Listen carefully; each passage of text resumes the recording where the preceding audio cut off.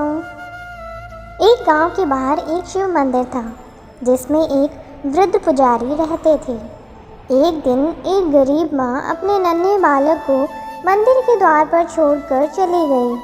बहुत खोजने पर भी पुजारी जी को बालक के परिवार का कुछ भी पता ना चला। जब गांव का कोई भी व्यक्ति उस बालक का लालन पालन करने को तैयार ना हुआ तो पुजारी जी ने भगवान शिव की इच्छा समझकर उसे अपने पास रख लिया।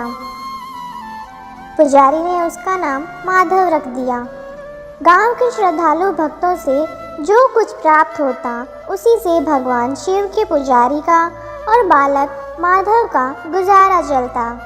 यदि किसी दिन कम भी पड़ता तो पुजारी जी भगवान को भोग लगाकर बचा हुआ बालक माधव को दे देते और स्वयं गंगा जल पीकर रह जाते। धीरे धीरे माधव बड़ा होने लगा और अब वह पुजारी जी के कामों में हाथ बटाने लगा था। वृद्ध पुजारी जी के थके हारे हाथों को कुछ आराम मिलने लगा, इसलिए उन्होंने माधव को मंदिर की साफ सफाई, भगवान शिव की पूजा, उनको भोग लगाने और उनकी आरती करने की विधि अच्छी प्रकार समझा दी। अब वह स्वयं भगवान शिव के नाम जाप और संकीर्तन में समय व्यतीत करने लगे। एक दिन भगवान शिव के मंगलकारी नाम का जाप करते हुए उनके प्राण छूट गए। अब बालक माधव का इस संसार में भगवान शिव के सिवा और कोई सहारा नहीं रहा। वह पुजारी जी की बताई 3 बातें कभी नहीं भूला। पहली बात, भगवान भोले शंकर को ताज़ी गरम रोटी का भोग लगाना। दूसरी बात, भगवान को भोग लगाए बिना स्वयं कुछ भी नहीं खाना। तीसरी बात, भगवान शिव पर विश्वास रखकर कभी भी किसी भी वस्तु का संग्रह ना करना। बासी भोजन का भी नहीं। यदि कोई भक्त पहले से बना भोजन या मिठाई मंदिर में दे जाता तो बालक माधव उसे गरीबों में बांट देता। वह ताज़ी रसोई बनाकर ही भगवान को भोग लगाता। उसके बाद स्वयं प्रसाद ग्रहण करता और सभी में बांट देता। यदि रसोई बनाने को सामग्री नहीं होती तो भोले बाबा और भक्त माधव दोनों गंगा जल पीकर ही रह जाते। एक दिन बरसात का मौसम आया और 3-4 दिन तक मूसलाधार वर्षा होने से मंदिर में एक भी भक्त नहीं आया। माधव अपने भोले बाबा को गंगा जल का ही भोग लगाता और उसे ही पीकर रह जाता। भोले बाबा माधव की भक्ति और सहनशीलता की परीक्षा लेते रहे, किंतु आखिर में अपने भक्त को भूख से तड़पते देखकर उनसे रहा न गया। वह सेठ के नौकर का रूप धरकर हाथ में भोजन सामग्री की पोटली लेकर वर्षा में भीगते हुए मंदिर के द्वार पर जा पहुँचे। उन्होंने आवाज़ लगाकर माधव को बुलाया और उसके हाथ में पोटली देते हुए कहा कि सेठ जी ने यह भोजन सामग्री भेजी है, इससे रसोई बनाओ, भगवान को भोग लगाओ और स्वयं भी प्रसाद पाओ। मैं कल फिर आऊँगा। भक्त माधव ने आशीर्वाद देकर उसे विदा किया और सूखी गीली लकड़ियों के धुएं में गर्म रसोई बनाकर भोले बाबा को भोग लगाया। पूरे बरसात के मौसम में भोले बाबा नौकर के रूप में भक्त माधव को भोजन सामग्री देने आते रहे और स्वयं भी गर्मा गर्म रसोई का भोग पाते रहे। एक दिन भक्त माधव ने सोचा कि सेठ जी को भोजन सामग्री भेजते हुए 4 महीने हो चले हैं, किंतु वे स्वयं कभी मंदिर में भोले बाबा का प्रसाद ग्रहण करने नहीं आए।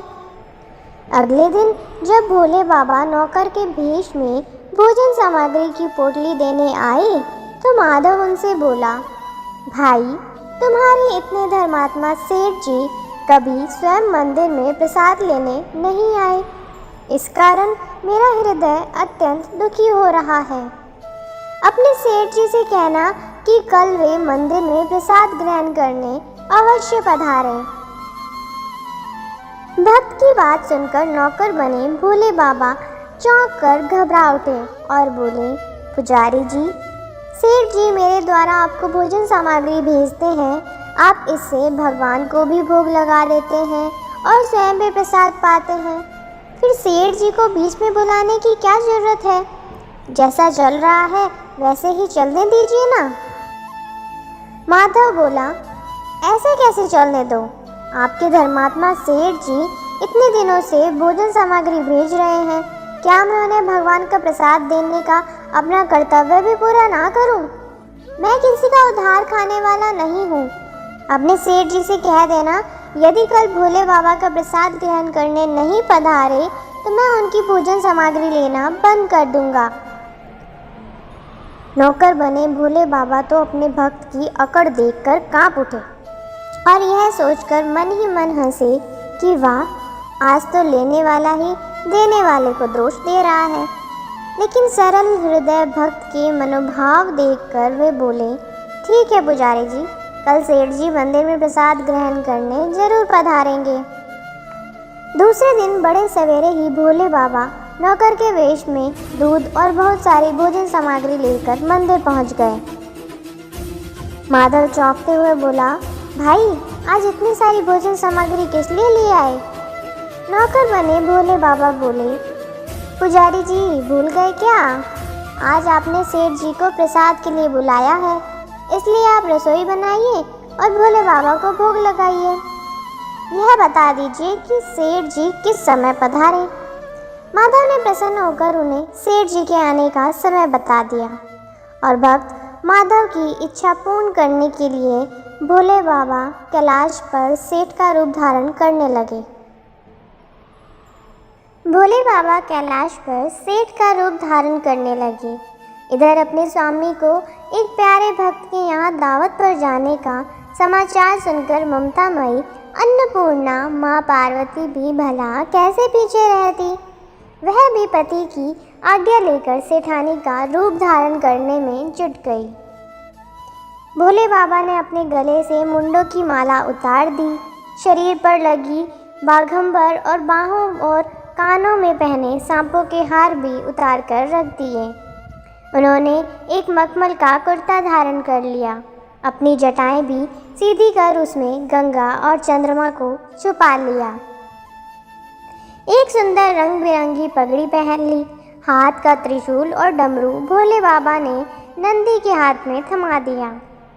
पार्वती जी के तैयार होने की प्रतीक्षा करते हुए कैलाश पर चहलकदमी करने लगे। पार्वती जी ने सुंदर बनारसी साड़ी पहनी, जिसका रंग सेठ बने शिव जी के कुर्ते से मेल खा रहा था। सोने चांदी और हीरे के जगमगाते हुए आभूषण धारण किए भगवान गौरी शंकर सेठ सेठानी का रूप धारण कर कैलाश से अपने भक्त के यहाँ दावत के लिए चल पड़े। भक्त माधव आज सुबह से ही सेठ जी के स्वागत में तरह तरह के पकवान बनाने में जुटा हुआ था। वह अपने भोले बाबा का भोग तो चलते फिरते बना लेता था, किंतु आज उसे कई महीनों से भगवान का भोग लगाने के लिए भोजन सामग्री भेजने वाले सेठ जी को भगवत प्रसाद देना था। अतः आज उसने भोजन बनाने में अपनी सारी पाक कला झोंक डाली थी। उसने सेठ जी द्वारा भेजे हुए चावल धोकर खीर बनाई, तरह तरह के पकवान भी बनाए।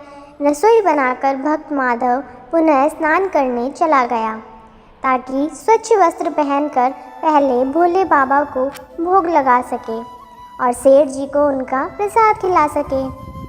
जब भक्त माधव स्नान करके लौटा तो देखा सेठ जी प्रसाद ग्रहण करने के लिए स्वयं तो आए ही हैं, साथ में अपनी सेठानी जी को भी ले आए हैं। माधव ने झट से दोनों से राम राम की और उन्हें आसन देकर बैठाया और बोला, मैं अभी भगवान को भोग लगाकर आता हूँ, फिर आपको प्रसाद परोसूंगा। भावना के भूखे भोले बाबा से भूख सहन नहीं हो पा रही थी, इसलिए वे बोले, पुजारी जी भगवान को जल्दी से भोग लगाइए, मुझसे भूख सहन नहीं होती। माधव बोला, सेठ जी भूख तो मुझे भी बड़े जोर से लग रही है, किंतु मैं अपनी भूख के कारण भगवान को भोग लगाना नहीं भूलता। यदि दुनिया के सारे लोग इसी तरह अपनी भूख के लिए भगवान को भोग लगाना भूल जाएं, तो भगवान तो भूखे ही रह जाएंगे। सेठ जी बने भोले बाबा एक पत्तल उठाते हुए बोले, पुजारी जी आप भोग लगाइए, इधर मैं पत्तल परोस लेता हूँ, मुझसे भूख सहन नहीं हो पा रही है। भक्त माधव सेठ जी बने भोले बाबा को डांटते हुए बोला, सेठ जी भगवान के काम में ना तो जल्दबाजी चलती है ना ही कंजूसी। मैं जब तक भगवान को भोग नहीं लगा लेता आप रसोई के पास भी नहीं फटक सकते। इधर बैठ जाइए और ओम नमः शिवाय जपते रहिए, मैं अभी आता हूँ और आपको पेट भर भोजन करवाता हूँ। सेठ बने शिव जी डांट खाकर चुपचाप अपने आसन पर जा बैठे। सेठानी बनी पार्वती उनकी यह दशा देखकर बड़ी मुश्किल से अपनी हंसी रोक पाई, लेकिन जैसे ही भक्त माधव पत्तल में सामग्री लेकर भगवान को भोग लगाने मंदिर में गया, भगवान शिव पार्वती जी को मौन रहने का संकेत करके चुपके चुपके पैर रखते हुए रसोई में पहुंच गए और उन्होंने एक एक व्यंजन उठाकर चखना शुरू कर दिया। भोले बाबा तो प्रसाद को देखते ही हैरान रह गए। खीर में चीनी की जगह नमक भरा हुआ था, सब्जियों में चीनी भरी हुई थी। जैसे ही भोले बाबा ने रोटी का एक टुकड़ा तोड़कर मुंह में डाला, वह सी सी करने लगी, क्योंकि रोटी में मिर्च भरी थी। वे सी सी करते हुए उल्टे पैर भाग गए और अपने आसन पर जा बैठे। माँ पार्वती अपने स्वामी की यह हालत देखकर खिलखिलाकर हंस पड़ी। इससे पहले कि भोले बाबा पार्वती जी के सामने कुछ सफाई दे पाते, भक्त माधव ओम नमः शिवाय मंत्र का जाप करते हुए आ पहुँचा। रसोई में भोग मिलाकर उसे पवित्र बना डाला। फिर सेठ जी के सामने पत्तल परोसने के बाद हाथ जोड़कर बोला, सेठ जी अब आप भी जी भरकर प्रसाद ग्रहण करें। भोले बाबा तो अभी अभी भक्त की भक्ति से भी जोरदार उसके हाथ की बनी हुई रसोई चख चुके थे, अतः भोजन करने की बात सुनकर उनके पसीने छूटने लगे। वे कभी माधव का तो कभी पार्वती जी का मुख देखने लगते। माधव को सेठ जी की ढील बर्दाश्त नहीं हुई और बोला, सेठ जी अब क्या हो गया आपको? अभी अभी तो इतने उतावले हो रहे थे, अब आप भोजन क्यों नहीं करते? तभी तो माता जी भी प्रसाद ग्रहण करेंगी और फिर मैं भी प्रसाद पाऊंगा। माधव की ललकार सुनकर भोले बाबा ने चुपचाप खीर का कुल्हड़ उठाया और सारी नमकीन खीर गट गट पी गए। कुल्हड़ खाली होने की देर थी कि माधव ने उसे झट से भर दिया। अपने प्रिय भक्त के हाथों से परोसे हुए भोग में भगवान को आज 2 गुना स्वाद आ रहा था। माधव खीर परोसता गया और भोले बाबा पीते गए। माता पार्वती भक्त और भगवान दोनों के प्रेम को देखकर मंत्रमुग्ध होती रही। जब सारी रसोई समाप्त हो गई तो भगवान ने एक जोर की डकार ली। माधव को होश आया और वह बोला, वाह सेठ जी वाह, मैं ही बावला था जो इतनी थोड़ी सी रसोई बनाई। मुझे पता होता कि आपको प्रसाद ग्रहण करने का इतना शौक़ है तो मैं और ज़्यादा ही बनाता। भोले बाबा अपने पेट पर हाथ फेरते हुए सेठानी बनी पार्वती जी की ओर देखकर मुस्कुराते हुए बोले, पुजारी जी मैं इतना रोज़ कहाँ खाता हूँ, किंतु आज प्रसाद इतना स्वादिष्ट बना था कि अपने पर वश ही नहीं रहा और खाता ही चला गया। किंतु तभी माधव रुआंसा होकर बोला, सेठ जी वह तो आपने ठीक किया, लेकिन सेठानी जी तो भूखी ही रह गई। ममतामयी पार्वती माँ से माधव का रुआंसा मुँह देखा नहीं गया। उन्होंने बची हुई खीर की 4 बूंदें खा ली। भोले बाबा द्वारा भोग लगाने से प्रसाद में अद्भुत अलौकिक स्वाद भर गया था। ऐसी सुगंधित और मीठी खीर चखकर जगत माँ पार्वती तृप्त हो गई और उनके तृप्त होते ही सृष्टि का प्रत्येक प्राणी तृप्त हो गया। भक्त माधव बोला, सेठ जी आपने और माता जी ने प्रसाद ग्रहण कर लिया, इससे मुझे अत्यंत संतोष हुआ। समझ लीजिए कि आप दोनों द्वारा प्रसाद ग्रहण करने से मेरा भी पेट भर गया। मेरी तो वैसे भी महीने में 4 एकादशी हो जाती हैं, किंतु मैं भी एक दाना ले ही लेता हूँ, जिससे कि भोले बाबा के प्रसाद का अनादर ना हो। यह कहकर जैसे ही माधव ने खीर के पात्र में लगा चावल का एक दाना उठाकर अपने मुंह में डाला, उसकी जन्म जन्मांतर की भूख प्यास मिट गई। समस्त इच्छाओं की तृप्ति हो गई। उसके ज्ञान के नेत्र खुल गए और उसने देखा कि उसके सम्मुख त्रिलोकीनाथ भगवान शंकर और जगत जननी माँ पार्वती आशीर्वाद की मुद्रा में मुस्कुराते हुए खड़े हैं। माधव दौड़कर उनके चरणों में गिर पड़ा और बोला, प्रभु, आज मैं आपके दर्शन पाकर धन्य हो गया।